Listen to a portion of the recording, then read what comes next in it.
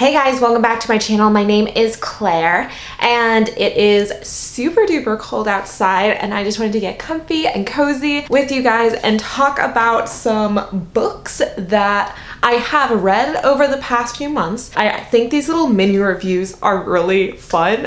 So I hope that you guys enjoy them as well. Definitely let me know down in the comments below. So let's sit down, let's have a chat and jump into the reading. So the first book I want to talk about, I do not have a physical copy of because I listened to it over Audible, and that is the final book in the massive fantasy, YA fantasy, Sarah J. Maas series, Kingdom of Ash in the Throne of Glass series. Let me give you some thoughts. Throne of Glass has been a wild ride for me. I consumed this series exclusively over Audible. I know sometimes listening to something over reading something can really change the experience for somebody. There's a few of those books, specifically the second one, Crown of Midnight maybe, and the fifth one, and that's like the piratey one.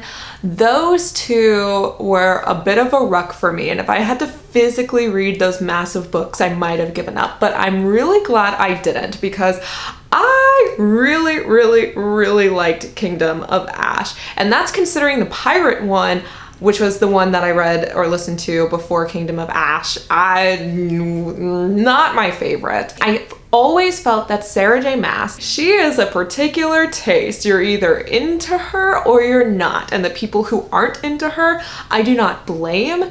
They will tell me their criticisms and I can't disagree with any of them. It's just for whatever reason, I find her work to be incredibly fun, and that's what it comes down to, is that I always have a good time. And I think one of her genuinely strongest attributes when it comes to her various series and her writing is that she has pretty solid endings. The middles are all over the place. How she gets from the point A to the point B, I think can be troublesome, confusing, convoluted, but the ending that she's trying to reach can often be pretty freaking cool. But Kingdom of Ash is like the ending of an entire series. There's such a huge cast of characters, but they're all kind of focused on one goal, meeting up in one place. I felt it was pretty strong. It was huge. It was a 33-hour audiobook,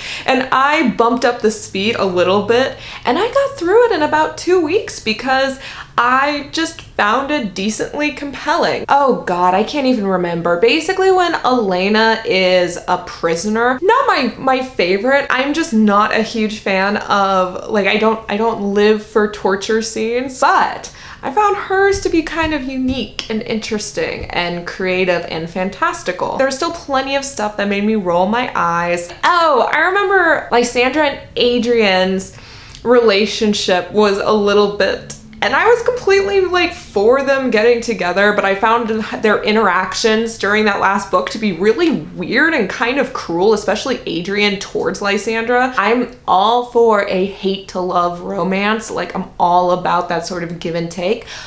But I was like, wait, Lysandra, why do you like him? He seems kind of rude. But for the most part, I enjoyed the couplings that all came together by the end of the book. I enjoyed the set pieces. I found them to be insanely creative. I love this about Sarah J. Maas. She's like, we're in a fantasy world, so I'm gonna use every fantasy element. It's not as like thought through as like a Brandon Sanderson's magic system where there's enough rules in play to make it like realistic or totally believable, but it's just so bonkers and kind of fun that I don't care if on a practical, even in story level, it doesn't follow through all the way because they're just so nuts. They're just nuts. I thought when the 13, the witches, when they blew themselves up, my jaw dropped when I was listening to that. I think she has a very good eye for that sort of cinematic set pieces. I think that's partially why her endings are so cool to me. I also thought it was really cool when a lead saves Lorcan from that flood. And there was just a lot of things where I was like, whoa.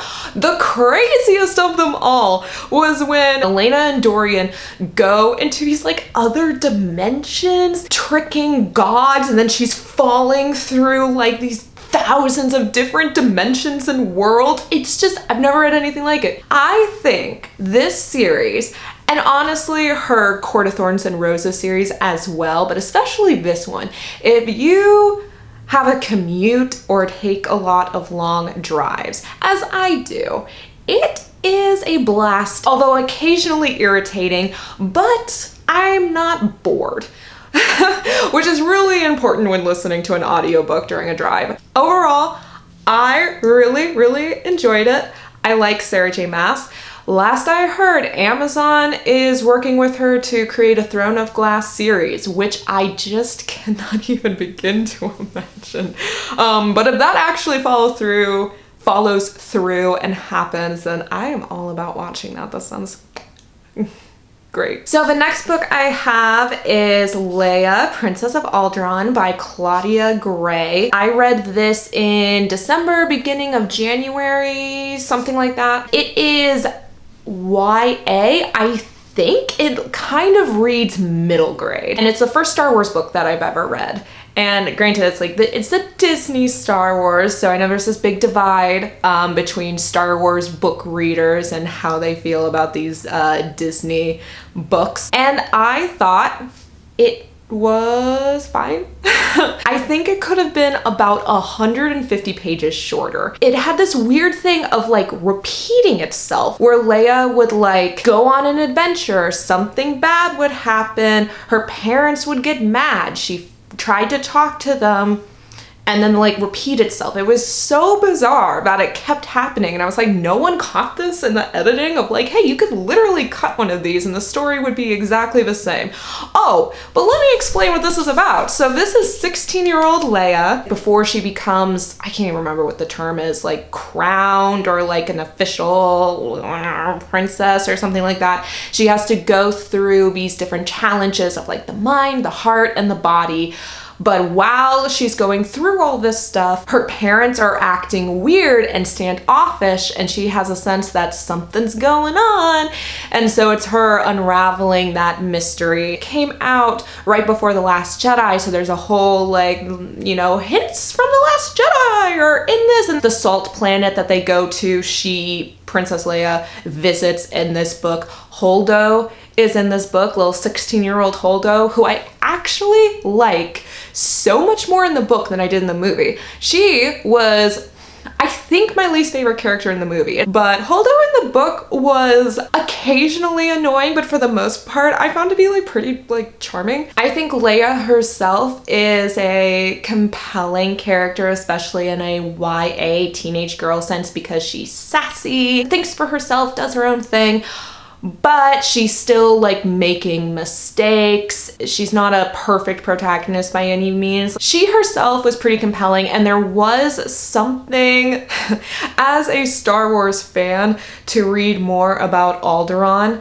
Kind of depressing, especially through Leia's eyes. So like New Hope just feels so much more sad after reading this. I think if you have a young lady in your life from like 6th grade to maybe even late in high school who already likes Star Wars or is kind of interested in sci-fi, I think this is a great read for that. Like I said, it felt a little young, a little repetitious, nothing too edgy or crazy going on plot or character-wise, but it was a perfectly pleasant read, and it's hard for me to diss it too much because it's like, it is Star Wars, it is Leia, I love Princess Leia, and I love Star Wars. Okay, so the next book we're gonna talk about, I'm so excited. If you have watched any of my vlogs this year, then I mean, I kind of talked about it in that,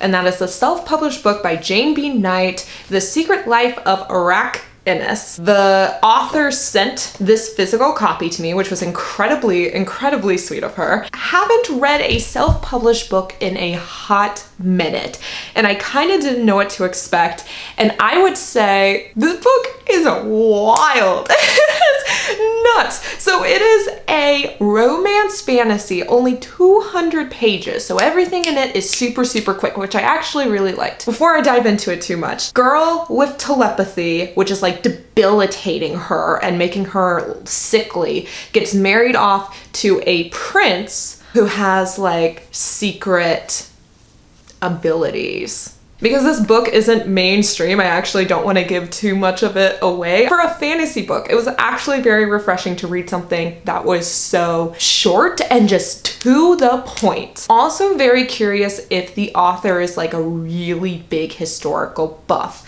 Not that I'm one myself, so maybe everything that she was writing about was complete bullshit and I just can't detect it. How do I explain this? A lot of books that are being traditionally published, I think especially in the YA fantasy realm or YA romance realm, which this isn't YA, I guess, but all the characters are really young. The main two characters are 16, but it's like you're taking the brain, the ideals of a modern person and putting them in these fantastical realms. And part of that is, I think so, they're more consumable.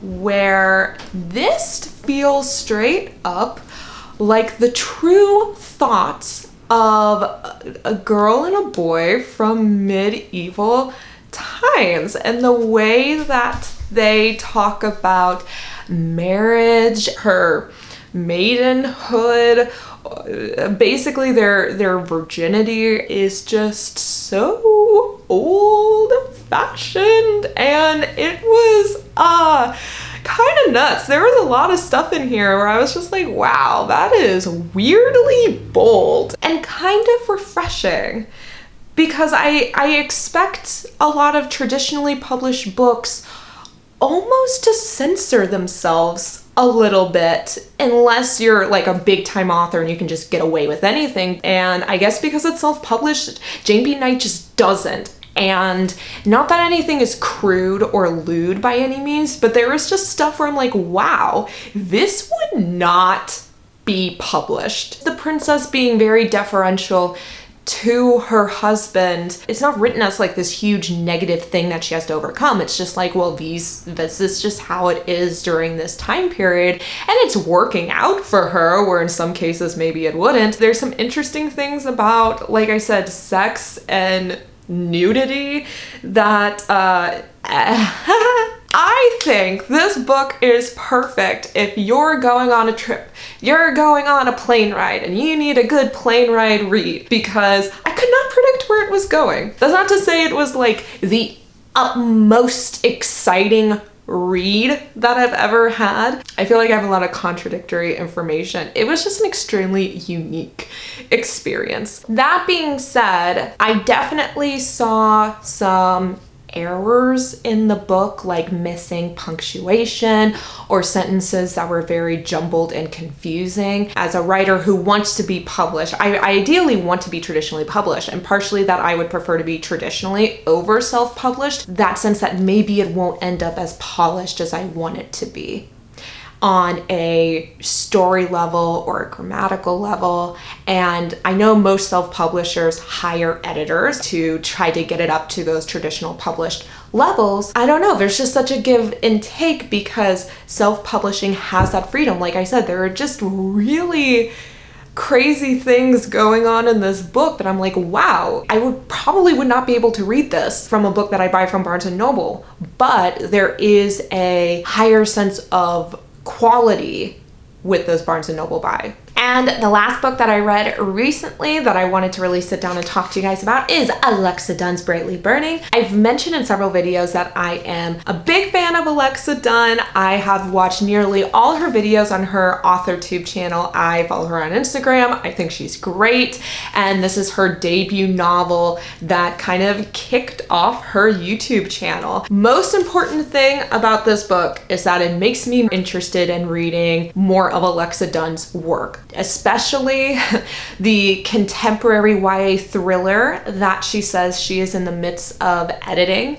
So when that comes out, I'm going to be very keen on picking it up. Brightly Burning is a YA sci-fi retelling of Jane Eyre. So there was a lot going on with a book like this. I had a great time reading it. It was no struggle to sit down at the end of the day and kind of get lost in this book. I like Jane Eyre. I'm not obsessed with it, but I like it.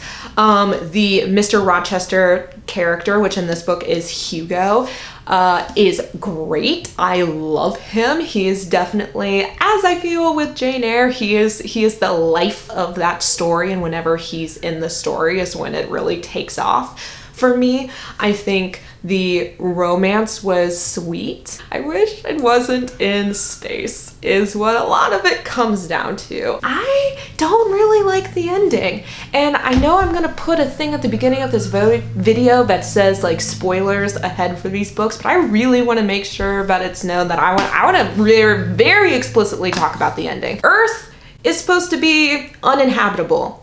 Hugo descends to Earth and he lives. What's her name? Stella and her friends, they also descend down to Earth. Once we hit Earth, that's when I was just like, what the fuck is going on? I am not a hard sci-fi fan by any means. I obviously lean way more towards fantasy, and the stories that I do like in space tend to be more fantastical than anything that's very realistic.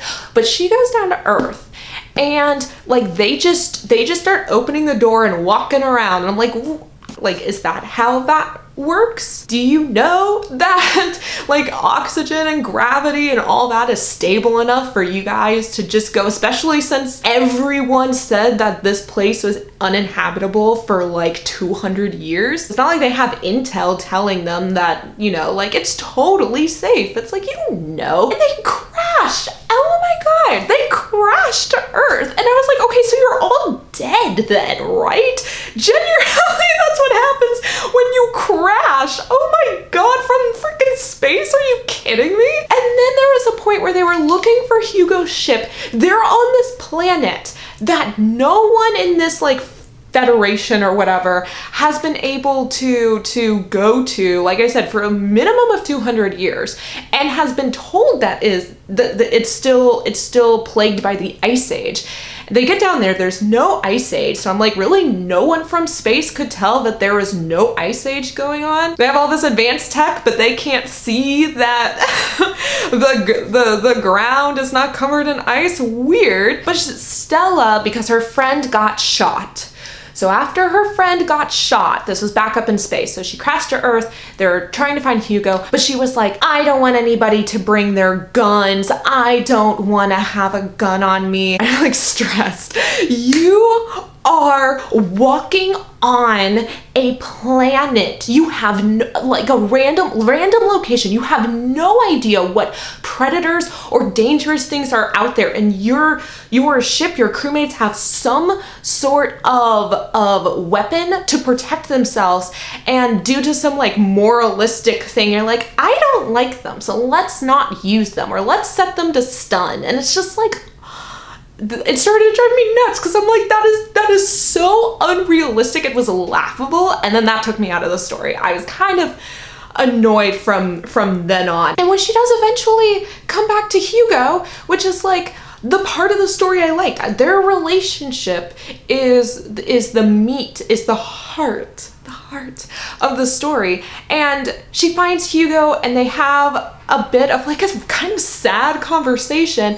And then the last chapter is Stella explaining what happened over the next year. Like there's not another scene of them together. It's all exposition. Basically, utopia springs up on this new Earth and no weapons or viruses allowed. I really did not like that ending. And maybe some people who just do not care, like those thoughts about how realistic that stuff will be, just does not cross their mind, and they're not inhibited by that. Good for those readers, honestly, but I was overwhelmingly distracted. There's plenty of stuff up in space where I was like, I don't think that's how that works, but it was kind of removed enough where I didn't have enough knowledge to be so skeptical that it took me out of the story, really. But god damn, if you're dead ass crashing into a planet from outer space, just walking out there like la la la la, I'm sure the air is fine to breathe, la la la, gravity is the same, la la la la, and not bringing your weapons with you, oh my god, I just cannot take that seriously. That is absurd. And also did not feel Jane Eyre. I wish that Alexa leaned way more into the romance and the friendships and relationship aspect than any sci-fi or space aspect, because that was not the strong part of the book at all. Oh, and I just have to point this out because I thought about it every single time. So all the ships, and these ships are kind of based off of different countries and have fun little names, and they're italicized. The main ship, the one that was the most powerful and I think controlled the rest of the ships, was dead ass called the Empire. Did no one in your editing team, your agent, be like, maybe don't call your evil government in space the Empire? I don't know. I was so distracted every time I read it. I kept seeing Palpatine in my head every time the italicized the Empire showed up on the page. Like, what the fuck? So those are some of the books that I have read over the last few months. I have individual reviews on a ton of other ones that I've read in between, not to mention my reading and writing vlogs that I've been throwing up weekly. So check those out if you want more in-depth reviews or thoughts, or to watch me progress through the book live, so to speak. I love doing these mini reviews, so let me know down below if you like them as well. Any book suggestions, because I could always use some. And make sure to subscribe if you haven't already, and I will see you guys next time. Bye.